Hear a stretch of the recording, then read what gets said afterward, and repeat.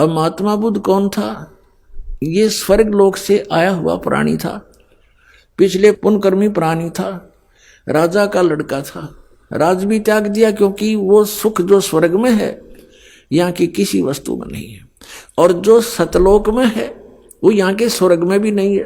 तो जो प्राणी जहाँ के सुख से कुछ प्रभावित होता है तो उसने उस आधार से राज त्याग दिया। तो उस सुख की तलाश में ये निकला घर से स्वयंभू, कोई संत मिला नहीं, अपनी मर्जी से पिछले अभ्यास से पिछले पुण्य के प्रभाव से इसने अपने आप ही हठ योग करना शुरू कर दिया, जो ये पहले किया करते हैं। हठ योग करने से इसने आहार भी त्याग दिया। गया के अंदर एक वट वृक्ष के नीचे बैठ कर इसने साधना की महीनों तक। इसके प्राण जाने को हो गए, अस्थि पिंजर सूख गया। एक माई ने इसके मुख के खीर खार लगा दी, धीरे धीरे तो चाटने लगा। तीसरे दिन इसने आंख खोल दी और फिर पेट भर अन्न खाया। उसके बाद इसने अपना अनुभव सुनाया। वेदों और गीता को आधार नहीं रखा, इसने बना दिया विधान के starvation could not lead to salvation, कि भूखा मरने से भगवान प्राप्ति नहीं हो सकती। बस इतना ही विधान पाया इसने इतने दिन डरे ढोकर। अंत में इसने फिर इसके वचनों में इतना प्रभाव था, बहुत से श्रद्धालु इसके अनुयायी बन गए, कई राजा लोग इसके अनुयायी बन गए। अहिंसा मत करो, किसी को दुख ना दो, ये नियम बना दिए। लेकिन जो नियम आत्म कल्याण का था उसके पास था नहीं। इनके वचनों से प्रभावित होकर लाखों व्यक्ति इनके साथ हो लिए, और उनके द्वारा बताई गई भक्ति विधि से आध्यात्मिक लाभ न होने से अब महात्मा बुद्ध के अनुयायियों ने यही मान लिया कि भगवान कहीं नहीं है। पूरा चीन नास्तिक हो गया। विश्व की आधी आबादी लगभग चीन के अंदर बताते हैं, और वो सारा नास्तिक क्योंकि महात्मा बुद्ध का अनुयायी था।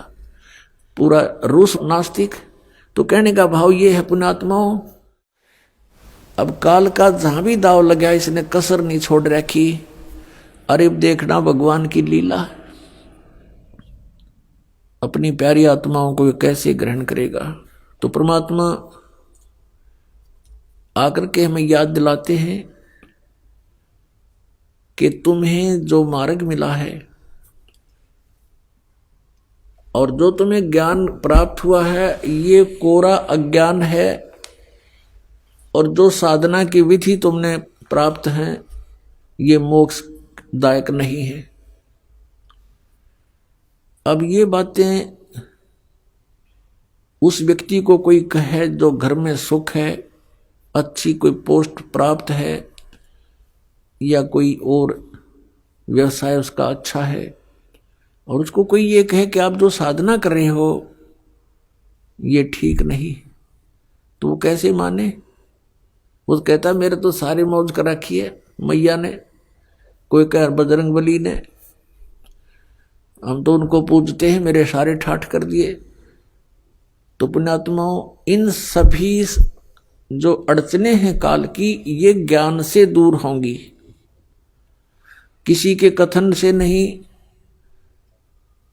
जो जिस वस्तु को सत्य मान रहा है उसके सत्य मानने से नहीं, उसके गुणों से परिचित होने से हम उस परमात्मा को पा सकेंगे।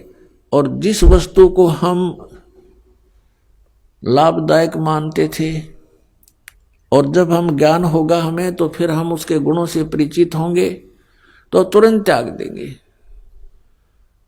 अपने आत्माओं, इस ज्ञान से बात बनेगी, और वो ज्ञान परमेश्वर ने स्वयं आकर के हमें बताया है। परमात्मा कहते हैं मैं रोवत हूं सृष्टि को, सृष्टि रोवे मोहे, कहे कबीर हमरे वियोग को समझ न सकता कोई।